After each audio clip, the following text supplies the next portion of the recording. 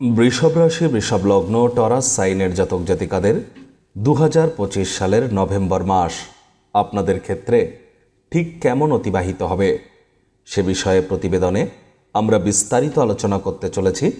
আলোচনাটি অত্যন্ত গুরুত্বপূর্ণ হতে চলেছে, তার কারণ এ মাসে আপনাদের রাশিধিপতি শুক্র তিনি কিন্তু স্বগৃহে গোচর করতে চলেছেন। মঙ্গলের রুচক নামক রাজযোগ আমরা পরিলক্ষিত করব। সূর্যমঙ্গলের সংযুক্তিও অর্থাৎ বৃশ্চিক সংক্রান্তীয় পরিলক্ষিত আমরা করতে চলেছি। গুরু বৃহস্পতি সুদীর্ঘ 12 বছর পর উচ্চস্থ হয়েছেন, তবে এ মাসেই জুপিটার রেট্রোগ্রেড হবে, অর্থাৎ বৃহস্পতি বক্রী হতে চলেছে। আবার শনি মহারাজ এতদিন কিন্তু তিনি বক্রী ছিলেন, এবার তিনি মার্গী হতে চলেছেন। শনি, মঙ্গল, গুরু তিনটি মেজর প্ল্যানেটই জলতত্ত্বে অবস্থান করছে। এর প্রকৃত অর্থ কী এবং গুরু বৃহস্পতি অতিচারী হয়েছেন এর অর্থ কী, এ বিষয়ে আমরা আলোচনায় থাকব। আর মাসের প্রথম দিনই থাকছে দেবোত্থানী একাদশী বা উত্থান একাদশী, অর্থাৎ ভগবান হরিবিষ্ণু সুদীর্ঘ 4 মাস পর তিনি যোগ নিদ্রা থেকে জাগ্রত হচ্ছেন। গুরু নানকের জন্ম জয়ন্তীও আমরা কিন্তু এ মাসে পরিলক্ষিত করব। আর আমরা অবশ্যই বৃষভ রাশির জাতক জাতিকাদের মধ্যে যারা কৃতিকা নক্ষত্রের জাতক জাতিকা, রোহিণী এবং মৃগশিরা নক্ষত্রের জাতক জাতিকা, তাদের জন্য আলাদাভাবে নক্ষত্রগত আলোচনায়ও আমরা থাকতে চলেছি। তাহলে স্কিপ না করে পুরোটাই শুনুন যদি ভিডিওটির প্রকৃত মর্মার্থ আপনারা উপলব্ধি করতে চান। পরিশেষে যেমন প্রতিকার নিয়ে আলোচনায় থাকি তেমনটি তো আছেই। আলোচনাটি ইন জেনারেল হবে, অর্থাৎ এই পৃথিবীতে যতজন বৃষভ রাশির জাতক জাতিকা আছেন তাদের প্রত্যেকের জন্যই আলোচনা। আপনি যদি চান আপনার ব্যক্তিগত গণনা এনি টাইম আমাদের দ্বারাই করাতেই পারেন। এর জন্য স্ক্রিনে আমরা নাম্বার দিয়ে থাকি। শনিবার রবিবার অফিসে এসে ফেস টু ফেস সাক্ষাৎ করতে পারেন, অথবা by phone any time consultancy আপনারা নিতেই পারেন। তো চলুন আলোচনায় প্রবেশ করা যাক। বৃষভ রাশি, বৃষভ লগ্ন, টরাস সাইনের জাতক জাতিকারা কালপুরুষের রাশি চক্র অনুযায়ী আপনারা দ্বিতীয়তম রাশির আন্ডারে পড়েন। আপনাদের রাশিধিপতি শুক্র। আর স্ক্রিনে আপনারা যে চার্টটি দেখতে পাচ্ছেন এটি বৃষভ রাশির জাতক জাতিকাদের 2025 সালের 1 নভেম্বর আপনাদের গ্রহগত গোচরের ছক ঠিক এমনটি দেখাবে। ফার্স্ট হাউসে 2 লেখা থাকলেও গুলিয়ে ফেলবেন না, এটি আপনাদের ফার্স্ট হাউস। গুরু বৃহস্পতি আপনাদের পরাক্রমের ভাবে উচ্চস্থ হয়েছেন। 11 তারিখে তিনি বক্রী হবেন, জুপিটার রেট্রোগ্রেড হবে। কেতু থাকছে শুক্রের নক্ষত্রে আপনাদের শুভভাবে। শুক্র থাকছে কোথায়? আপনাদের 5th হাউস ত্রিকোণভাবে। তবে 2 তারিখে শুক্র রাশি পরিবর্তন করে রোগঋণ শত্রুভাবের অধিপতি স্বগৃহে গোচর করবেন এবং সূর্যের সাথে মিলিত হয়ে শুক্রাদিত্য নামক একটি রাজযোগও তৈরি করবেন। এখানে দারিদ্র্যযোগও অনেকে এটিকে মেনে থাকে।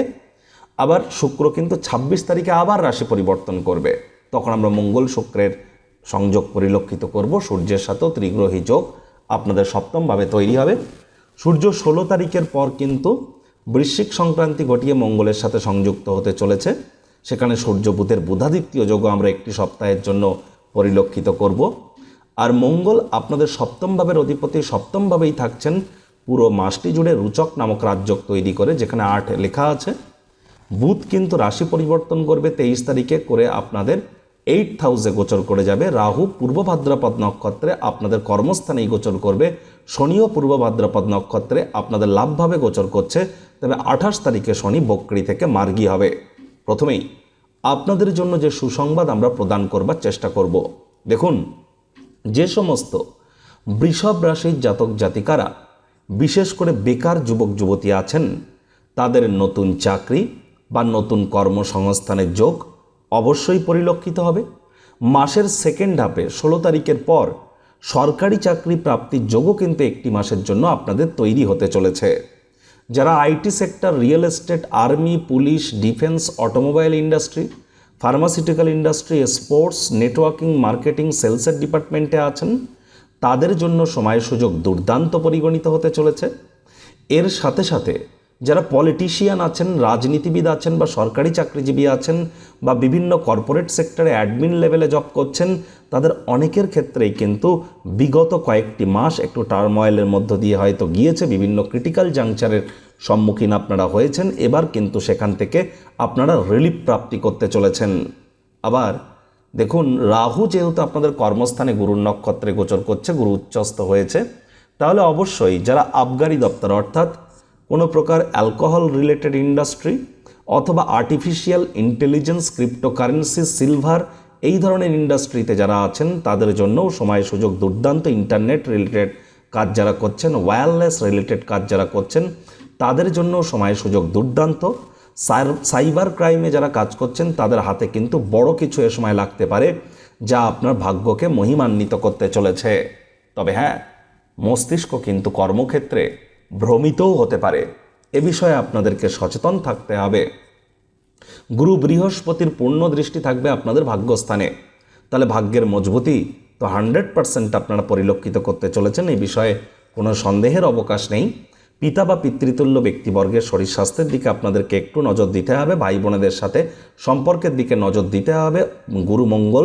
গুরু যেহেতু মঙ্গলকে পঞ্চম দৃষ্টি দিয়ে দেখবে এবং মঙ্গল থেকে গুরু কিন্তু নবমে বসে আছে, তাহলে নবপঞ্চম যোগ তৈরি হলো।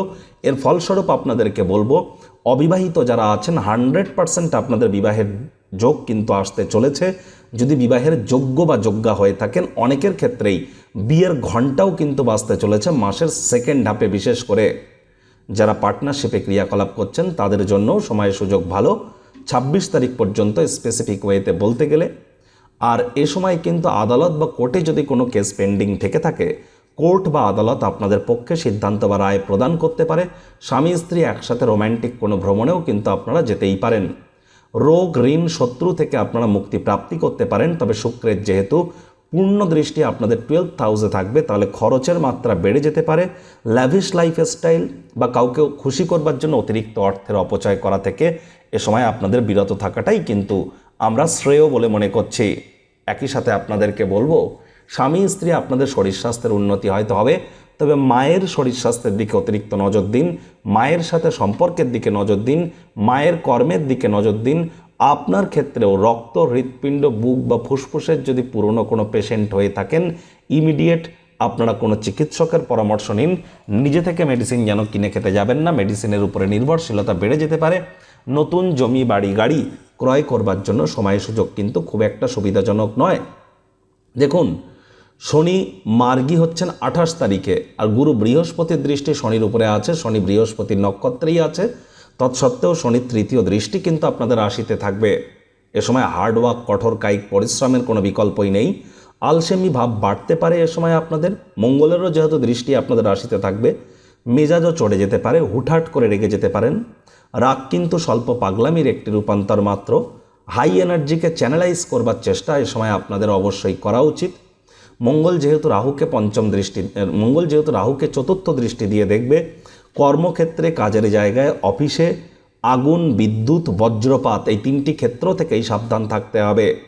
সাধারণত নভেম্বর মাসে আমরা বৃষ্টি পরিলক্ষিত করি না, তবে এবছর নভেম্বর মাসেও কিন্তু হঠাৎ করে বৃষ্টি পরিলক্ষিত হতে পারে।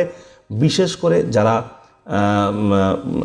হিমালয়ান বেল্টে যারা অবস্থান করছেন বা নর্থ ইস্টের যে সমস্ত কান্ট্রি আছে, নর্থের যে সমস্ত কান্ট্রিজ আছে, সেখানে কিন্তু অতিরিক্ত হঠাৎ করে মেঘভাঙা বৃষ্টি বা কোনো প্রকার জলোচ্ছ্বাস কিন্তু আমরা পরিলক্ষিত করতে পারি। তাহলে এই বিষয়ে আমাদেরকে সচেতন থাকতে হবে। ঘূর্ণিঝড় বা সাইক্লোন থেকেও আমাদেরকে সচেতন থাকতে হবে। এ সময় দেখুন, জলের স্তর 100% বাড়তে চলেছে, কারণ মঙ্গল, শনি, গুরু 3টি গ্রহই কিন্তু জলতত্ত্বে অবস্থান করছে। আর গুরু বক্রী হয়ে কিন্তু অতিচারীও হয়েছে নারী গুরু বৃহস্পতি। 2021-22-এ তিনি অতিচারী হয়েছিলেন, তখন কোভিড বা করোনার কারণে আমাদের মনুষ্য জাতিকে গৃহবন্দী হতে হয়েছিল। গুরু এখন অতিচারী, আবার 11 তারিখের পর তিনি বক্রী হচ্ছেন। তাহলে অবশ্যই আমাদের বিশেষ করে সাবধান থাকতে হবে। কোনো প্রকার লং ডিস্টেন্স জার্নি করবার সময় যতটা সম্ভব লং ডিস্টেন্স জার্নি, দূরবর্তী যাত্রা, দূরবর্তী ভ্রমণ অ্যাভয়েড করতে পারবেন, সেটি আপনাদের ক্ষেত্রে বেটার। বয়সে বড় ব্যক্তিবর্গদেরকে সম্মান প্রদান করুন, গুরুজনদের সম্মান প্রদান করুন, এটি আপনাদেরকে লাভান্বিত করবে। আর একই সাথে আপনাদেরকে বলবো, দেখুন এখানে আরও একটি গুরুত্বপূর্ণ জিনিস, যে রাহুর কিন্তু পঞ্চম দৃষ্টি থাকবে আপনাদের সেকেন্ড হাউস, পরিবার, বাণী এবং অর্থের ভাবে। আর পরিবার, বাণী এবং অর্থের ভাবে মঙ্গলেরও কিন্তু অষ্টম দৃষ্টি থাকবে। তাহলে পরিবার পরিজনদের সাথে সম্পর্কের মজবুতির দিকে নজর দিন। পরিবার পরিজনদের সাথে অহেতুক অশান্তি, তর্ক বিতর্ক করা থেকে বিরত থাকুন। ডমিনেটিং নেচারের হলেই কিন্তু ক্ষতি। ছোটোখাটো ব্যাপারও কিন্তু বড় হয়ে দেখা দিতে পারে, মুখ ফসকে এমন কোনো কথা বেরিয়ে যাবে যার কারণে পরে অনুশোচনা করবেন। তবে তীর একবার বেরিয়ে গেলে সেটিকে ফেরত আনা কিন্তু এক প্রকার অসম্ভবই হয়ে দাঁড়ায়। মাত্রা অতিরিক্ত খরচ বৃদ্ধির কারণে সঞ্চয়ের মাত্রায় কিন্তু কিছুটা ঘাটতি আমরা পরিলক্ষিত কিন্তু অবশ্যই করতে পারি। এ বিষয়ে আমাদেরকে সচেতন থাকতে হবে। তবে বিজনেসম্যান যারা আছেন তাদের জন্য 16 তারিখ থেকে 23 তারিখ এই সময়টি আপনাদের জন্য দুর্দান্ত। সরকারি চাকরিজীবী যারা আছেন বিশেষ করে বা পলিটিশিয়ান যারা আছেন বা যারা কাউন্সেলিং কনসালটেন্সি বা মুখনিসৃত বাণীর দ্বারা অর্থ উপার্জন করছেন তাদের প্রত্যেকের জন্য এই সময় সুযোগ বেটার। আর এই সময়টিতে স্টক মার্কেট শেয়ার মার্কেটে অর্থ করে ইনভেস্ট করবার জন্য ট্রেডিংয়ের জন্য সময় সুযোগ ভালো।